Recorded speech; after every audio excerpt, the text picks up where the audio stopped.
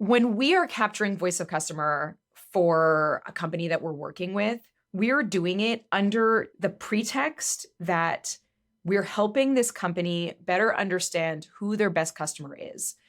And I say that from like a high level understanding, even, right? So among all of your customers, not all customers are created equally. And when it comes time to develop new positioning or messaging or optimize, their customer experience, it's critical to understanding who those customers are, what matters to them.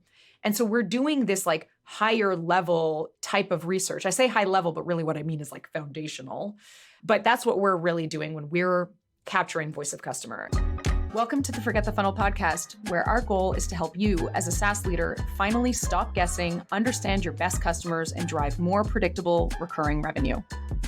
We're Gia and Claire, founders of Forget the Funnel, a product marketing and growth consultancy that helps SaaS businesses learn from their best customers, map and measure their experiences, and unlock their best levers for growth. So if you're looking to help your team make smarter decisions, this show is for you. So Gia, we're talking about voice of customer. So we should probably start by defining, like, when we are saying voice of customer, what do we even mean? Because that phrase is broad and, like, as we'll get into, it's evolved a bit over time. Like, when you and I are talking about voice of customer, we're describing the pulling from research of the direct words and phrases that your ideal, like your most qualified customers use to describe their experience with you, with your product. So it can cover anything that kind of lives in their story of becoming aware that they had a problem that needed solved, through to how and where they searched for solutions, all the way through to finding your product and what about your product was, I guess, uniquely suited to solve their problem. So the goal then, if with these direct words and phrases and concepts from your best qualified customers, the goal is to, in all of your customer experience, marketing particularly, but then also the product experience, is to mirror that voice of customer as closely as you can so that you're attracting and resonating with that best fit or most qualified customer. Yeah, I mean, as you were describing this, I'm realizing that and reminded that the term has so many misconceptions. It's kind of like the term customer journey. Like, it means a lot of different things to a lot of different people, and there's a lot of preconceived notions about what it is. And I know that we're, meant to sort of dig into this a little bit. Like, some of the misconceptions about voice of customer is that it's something that like big companies do. And so voice of customer can also be, it can be this very specific application that you've just described, but there's also the opposite end of that, which is like the voice of customer, which is this like big voice that like, or big resource or omnipresent thing that like should live in every company, and every, corporation, or usually bigger companies, should have this voice of customer. They should be aware of this voice of customer. But when bigger companies, use this term sometimes, generally what they're referring to is this like the big ideas around voice of customer versus the very specific way that you just described it, which is like, the literal words that they use, like direct quotes, like real voice of customer coming from that customer and then being applied in a bunch of ways, versus the voice of customer as this like big abstract thing that is just meant as like, understand your customers. And it's just like too big to even use. Not actionable, like almost, I don't know if academic is the right term. I think so. And I think that's part of the sort of the misconceptions about voice of customer, is that it's this thing that big companies do, and that it involves like big research projects, and that it's kind of a nice to have. And it's something only big companies do, when really the uses are so practical in day to day that we want to kind of bring it back down. And it's worth talking about it through that lens, because we want to bring it back down to the reality and the very useful applications that most companies are missing out on, because they think of it as this like, hey, yeah, voice of customer, like, again, sounds like high level, not practical, and like a nice to have, like kind of optional, when actually it's really actionable, and it really helps to mobilize the team and help them make good decisions and do a lot of very practical things in their day-to-day work. Part of the notes say, like, voice of customer as a concept was first referenced in marketing literature in 1993. And as you and I were discussing this, we were like, okay, so what does that version mean versus this Mhm. very practical or actionable, tool that practitioners can leverage? Hard Uh, same. yeah. So it's hard to say, but I mean, some theories are definitely that I had were like, well, one of the most obvious things and differences I would say is like how voice of customer can be used now versus then. But I think previously, voice of customer or voice of the customer was thought of as a tool for like leadership teams to plan and see like where is the business going and getting in touch with the market and Mhm. understanding what the market wants and needs and what does that mean about our solution or our product and what should we how should we evolve this business based on what we learned from this voice of the customer versus the very practical applications that we can use it in today because of, I guess primarily because of technology. So, thinking about simple applications like the fact that many companies are, I mean, not only marketing, but from a product experience, we're building scalable customer Mhm. experiences and customer comms. And so we're in this position where we are producing, you know, uh, copy, like literal copy and communications at scale and in very iterative ways. So, like email campaigns are a great example. We're running email campaigns all the time.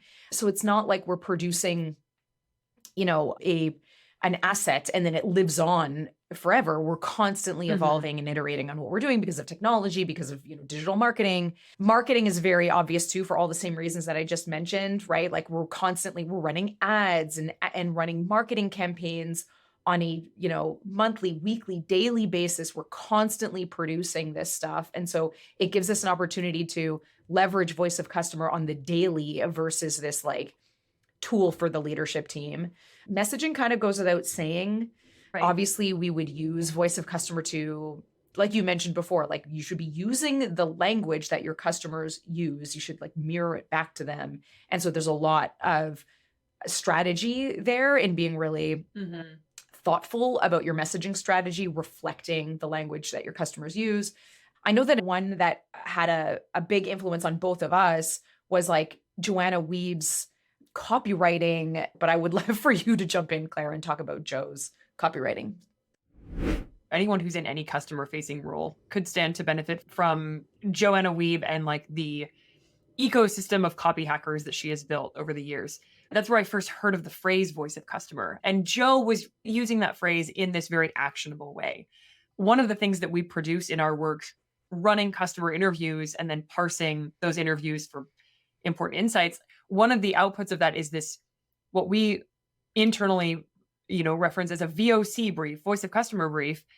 That document itself is an evolution of a version from years and years ago that I saw in either a blog post of Joe's or some educational material of Joe's. And like, I definitely equate tactical, actionable voice of customer with Joe at Copy Hackers. Okay, so when we are capturing voice of customer for a company that we're working with, we're doing it under the pretext that we're helping this company better understand who their best customer is.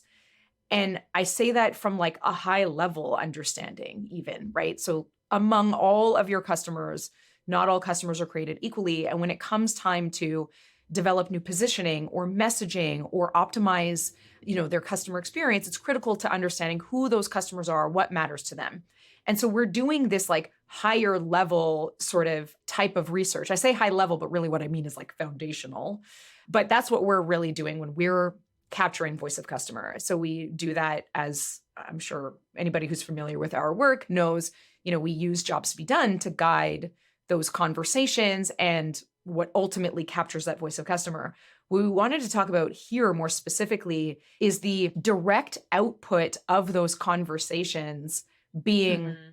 literal quotes, like almost verbatim quotes, like the language that is used and pulled out. So in these conversations, are we getting a deeper understanding of the broader scope of these customers? Yes. We're understanding, the context in which they experience a struggle, what triggers them to look for a new solution. What does that process look like? What is it about, this solution that originally sort of attracted them, their motivators, their objections, their anxieties, all of that higher level sort of what we refer to as like the dimensions of a job to be done. But in capturing those things, we're actually also capturing the literal words. So not only are we helping companies understand their customers in those broader terms, we're also producing this document that is this voice of customer brief that has all of these amazing applications. Like once we've taken our insights and done the pattern matching and we see these really meaningful themes and we can match it to and map it to the parts of the product, like cool, that's a great output of that work. But then that document itself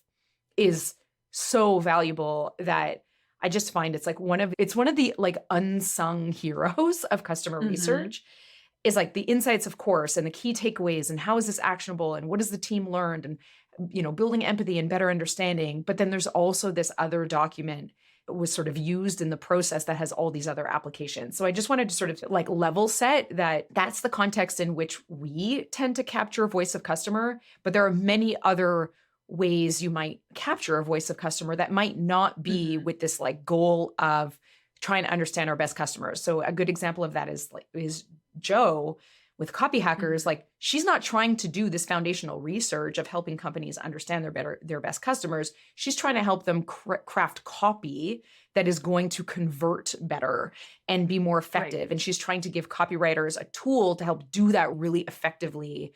And it's like incredible and amazing and obviously applaud that effort, but it's a very different thing than the pretext under which we're capturing it. You have set the context for what we are usually doing, which is helping companies better understand who they serve and how their product uniquely serves that person. And out of that work come job to be done interviews, which we then pull key quotes from those interviews into this voice of customer brief. But let's talk a little bit more about the different ways that people can gather that voice of customer. Interviews feels like such an obvious place to start because that's what we do the most. But obviously there are other methods. And I know you and I both have opinions about which are ideal to start with and which like you don't worry about unless you really need to. Yeah. I mean, there's all kinds of ways to do it. I'm sure any list that we come up with would never be exhaustive, but obviously some that come to mind that people might be familiar with, or maybe not, but like social listening, that has a very interesting application for marketing for anybody in like a social media manager role, right? Like listening to the market, but that is a very different use case than what we're describing when we talk about identifying ideal customer and learning from your best customers, because social listening is basically listening to everyone. It's like the audience. It's the who's in your ecosystem. Now, there might be ways to get really sophisticated with social listening where you're like, tagging customers who are on your social platforms and you tag them according to like customer type or something. I don't know if anybody goes that far with it realistically, but I mean, I know some people do, but I remember when I was working with the team at Sprout Social, that was like a part of it. Like you could tag people so that you knew that it was actually your customers that you were listening to, but that's really quite pro level. The other thing that comes up, I know one of the things that you mentioned, Claire, was like live chat. So similarly problematic, right, with live chat is that if this person is not identifiable by you as being in your target customer, like if they're not a customer yet, or you have no identifiable information about them about whether or not they fall into your ICP or not, then you could potentially be over-indexing on a less than ideal fit customer's VOC. That's kind of the risk when you're listening to like the market on the whole. We don't know for sure whether or not they fall into our ICP, our literal ideal customer profile, like the makeup of their business. And if we're, talking about a B2B situation, or if they fall into our, what we consider to be an ideal customer for our business, right? That gets a ton of value from our solution today. Okay. So there's two that are like maybe a little bit risky. I would say that web survey kind of falls into the same category. So we talk about a web survey in the book, and I know that it's a really popular tactic to execute on. A ton of folks who have read the book have reached out and been like, oh yeah, I launched the web survey. It's like the first thing Yes. that a lot of people do. Because it's easy, which is great. The caveat, of course, there is that it's kind of hypothesis based, right? So ideally what you're doing is you're pre-qualifying people from even filling out the web survey by saying, hey, person who's seeking this very specific solution, like we want you to respond to this survey. But then obviously you've got to take the next step where you get some other kind of qualifier question asked in that survey so that you're making sure that you're not potentially over indexing on somebody who's not a fit for your solution. So your web survey, there's a little bit more like quality control that's needed with web survey versus qualitative surveys and interviews. One that I left out is the like post sign up question. So that's another one that I love this tactic, especially like if you're trying to get buy-in for research, this is real low-hanging fruit, right? Like asking a question about what led somebody to sign up for your product post sign up. So whether on your sign up form so that you're not compromising the conversion rate of the sign up form on your website, after somebody's completed the sign up form, asking them something along the lines of like, what was it that led you to sign up for a solution today? And leaving that be an open text field. That is a great way to capture voice of customer. You don't even have to do anything with it, but just capturing the actual words can be really powerful as a first sort of like baby step in that direction. Like you've covered some risky or, some methods that like I wouldn't prioritize if I didn't have to. If I had access to a good fit set of customers, I wouldn't start with social listening. I wouldn't start with gathering, the quotes from people who are interacting with a live chat. I would run that post sign up single question. Ideally, and this is where I think this is where the crux of like, the forget the funnel perspective is.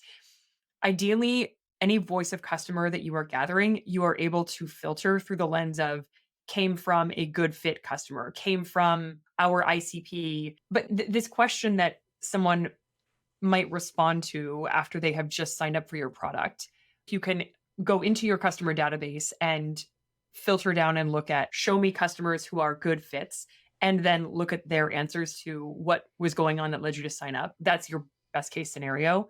Similarly, listening to recordings of sales calls, once again, filtered through the lens of became a good fit customer, is really powerful. It's a more in-depth version of what I was doing just last night when I was looking at our intake form, but I was filtering what I was paying attention to by became a good fit client. So the line in the sand there is the more you can focus the voice of customer gathering on people who came through the front door and were good fits and have stuck around, the more useful your findings are going to be. And learning from all of your customers or learning from everyone who comes through the front door or everybody on your website is really not that productive because not everyone is an ideal fit. So what I will say is that if you're looking for where to get started with capturing voice of customer, then you may be in a situation where you're like, I just legit don't know where to start with our existing customer base. So learning from your customers who are happily paying, but also recent customers, that's the criteria that we always sort of start with. But sometimes with some of the companies that we've worked with, that isn't always enough. So you might have a very broad type of customer base where you're like, that's cool, but even among that, there's a big mix of folks. And if the numbers are high enough you may have a couple thousand that fall into those categories, then you may want to actually start with qualitative surveys in order to pre-qualify for interviews. So you can run that type of survey to pre-qualify for those to run those conversations. Okay, so if we have the opportunity, interviews are always where we start. There's so many aspects of interviewing your customers that are valuable. One is just the depth and the nuance of your customer's experience that you can capture in a conversation that is just not going to come through in a survey. Nobody, myself included, advocate for research here, nobody is going to write paragraphs upon paragraphs of their experience in a survey response. We're busy people and your research project is not that important.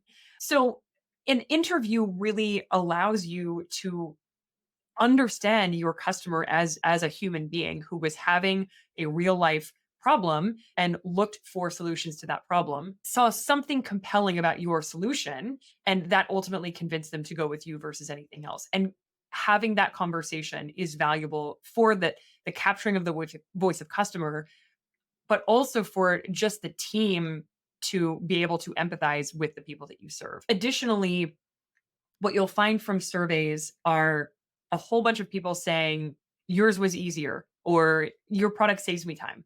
Like every product ultimately saves money or makes money, saves time. That kind of generalized language is going to be very common in your survey responses because it's a quick default. And that's not the fault of your customers. Again, it's just the fact that they have busy lives. So what an interview allows you to do is dig into kind of what easy or what saves time means to them. And that's really one of my favorite aspects of running research for the companies we work with. Like when I'm sitting down with, what a researcher on a project and we are talking through, okay, this product was easy to use. Customers said that it really stood out because it was so easy. Then we can get into the depths of like, well, what does easy mean in comparison to what? Pen and paper or in comparison to a legacy solution? There's just so much more that you can get under the surface of easy or save me time when you have those conversations versus when you're relying on more scalable, low touch methods like a survey.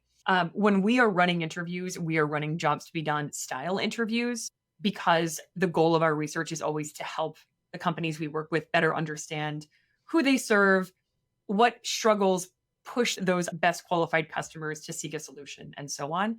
And what comes out of jobs interviews is that kind of end-to-end story of the struggle and the search and ultimately the choosing of a new solution.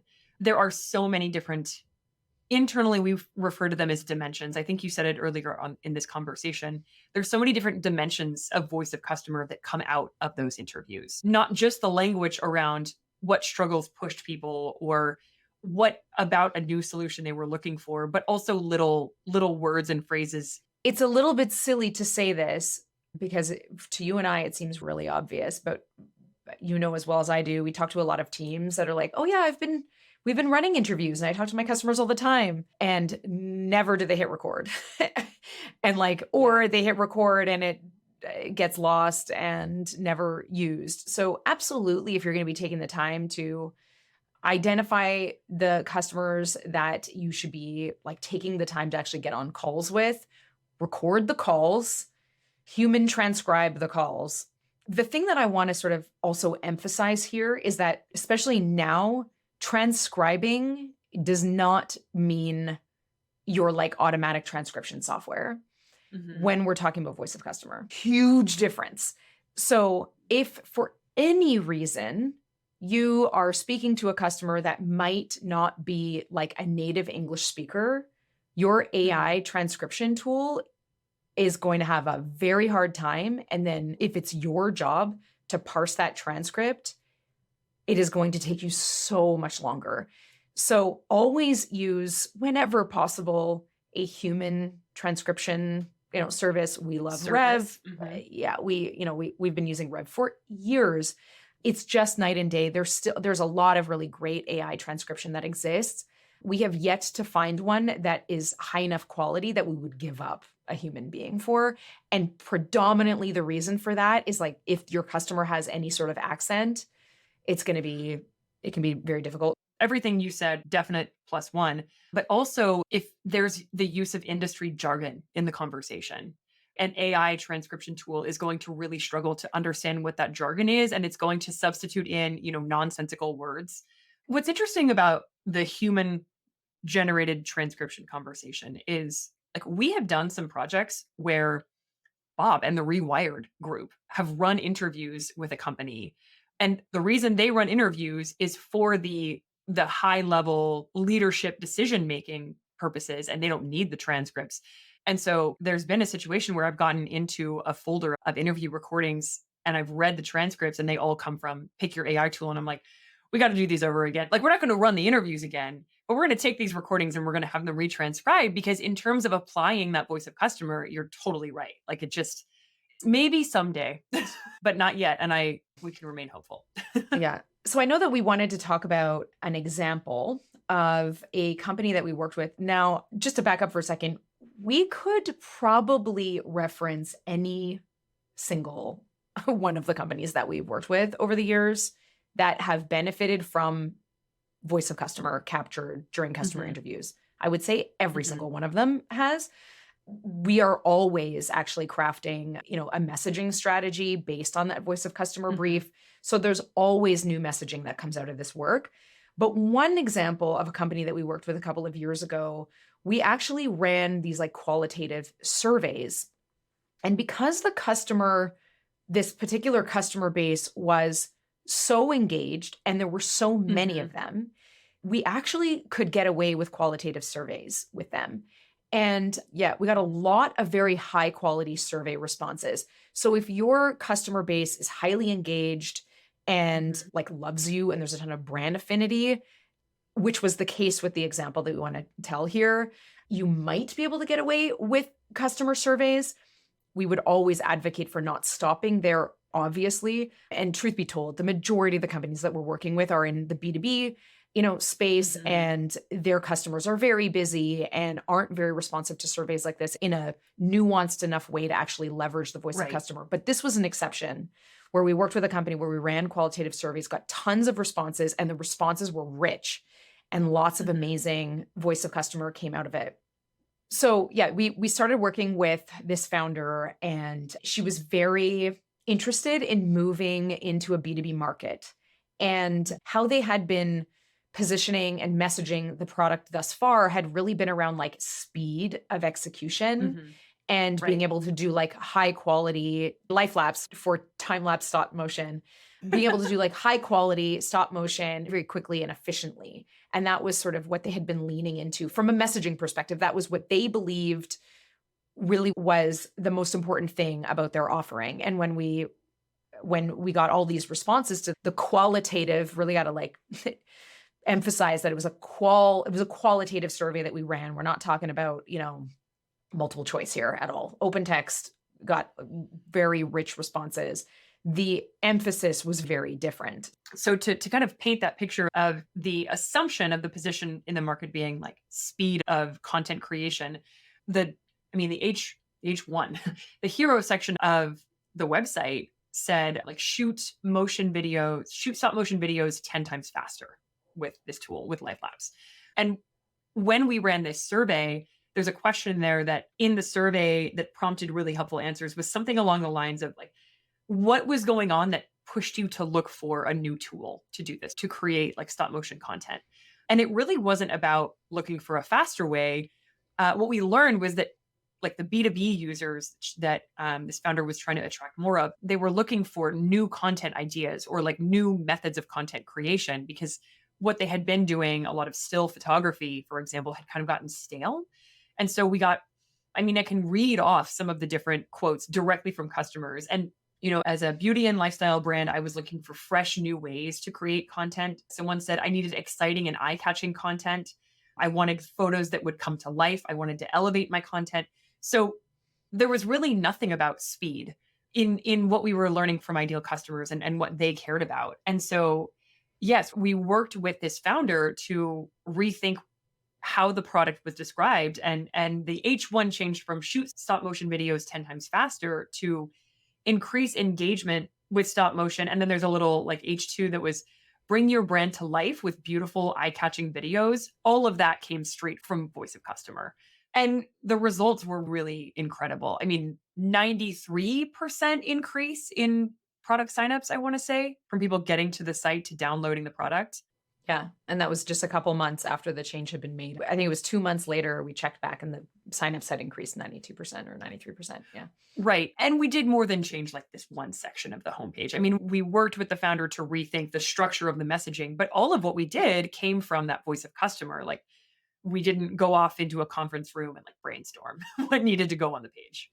Yeah, exactly. It's such a great demonstration of literally copying and pasting voice of Yeah. customer. Yeah. The juxtaposition of the two, with the like 10 times faster versus like beautiful and eye-catching and engaging content was just so obvious. And in hindsight, makes perfect sense. But of course, when you're, that expression when it's hard to read the label from inside the jar, that's Totally. exactly the situation that she was in. And so many teams are in, it is unbelievable. I mean, I would say that every, company and team that we talk to are kind of in that situation where they're so close to their solution that I mean, they we have a all hard are. time sort of stepping outside of it. And so voice of customer is this really effective way to quote, like a direct quote, like, well, actually your customers said, this customer with these 2 eyes, nose, and a mouth said this, right? And really having it be like a verbatim direct quote from a customer is really powerful for gaining buy-in on customer research, but also for leveraging voice of customer and really feeling good and like a lot more confidence in the copy and messaging strategy that you move forward with. The example that we just gave is of a like homepage, like you literally said like an H1 and H2, but obviously the applications for voice of customer span far beyond just like a homepage. So you mentioned that for this product, we came up with a new messaging strategy and hierarchy of messaging. Also, where you can apply this type of voice of customer. And I believe we did this for this team too. I can't remember the details, but there's, you can leverage voice of customer not only in your, marketing out in the world to find people that represents your ideal customers, like problem that you solve. So using voice of customer in your marketing campaigns out in the world to attract that right fit customer, using voice of customer on your website to prove that you can solve this ideal customer's problem, right? That you understand their problem and are specifically designed to solve it. Also really powerful. Post sign up, right? Either in your product experience, in your early product experience, or, via really powerful tools like email onboarding and things like that. This copy, this voice of customer can be applied there as well in slightly different ways, obviously, but it is the same voice of customer that you would tap into in your marketing copy that's out in the world, with the goal of attracting somebody to your website, as it would be the type of voice of customer that you lean into during that early product experience and customer onboarding, let alone the sort of customer marketing that you might be doing. Because some of what is captured in these conversations and in this research is also like, now that you're our customer, what is it that you're able to do now that you weren't able to do before? But also like, what is it that you're doing next, right? That's something that we also tend to try dig for in these conversations. And so you will also have voice of customer from your existing customer base on what they're challenged with now, what is exciting them now. And so that you can leverage that for even like post-acquisition customer marketing, potentially expansion, monetization opportunities down the line. So I just wanted to sort of bring it back to like a headline on a homepage, absolutely lean into your VOC, but the voice of customer has so many more applications. And I only mentioned the applications of the your mainstay assets. Well, your marketing campaigns aren't a mainstay, but your onboarding and your homepage and your customer marketing and things like that, but also for content that you should be producing and being really strategic about content. This voice of customer, document can give you lots and lots of ideas like we were talking about earlier. So lots of applications beyond just like a headline on a homepage. Again, I think this is part of the reason why I was like wanting to dig into this topic, because this voice of customer is the unsung hero of research, because we tend to talk about like the insights and the takeaways and making it actionable and scalable. And this is like starting document that fuels all of those steps of taking action. We talk about conducting interviews and conducting this research in the book. And then in the workbook, there is a voice of customer brief template where you basically, from that learning, you sort of organize it inside of this voice of customer brief. So if anybody is curious to be like, what is this brief that you've spoken of so much? It is in the workbook. So if somebody's interested in grabbing it, they can grab it there. Cool. Okay. Thanks, Claire. And that's it for this episode of the Forget the Funnel podcast. Thanks for tuning in. If you have any questions about the topics we covered, don't hesitate to contact Claire or I on LinkedIn. And you can also visit our website at forgetthefunnel.com. This is still a new podcast for us, so ratings, reviews, and subscriptions in your podcast platform of choice make a huge difference. See you next time.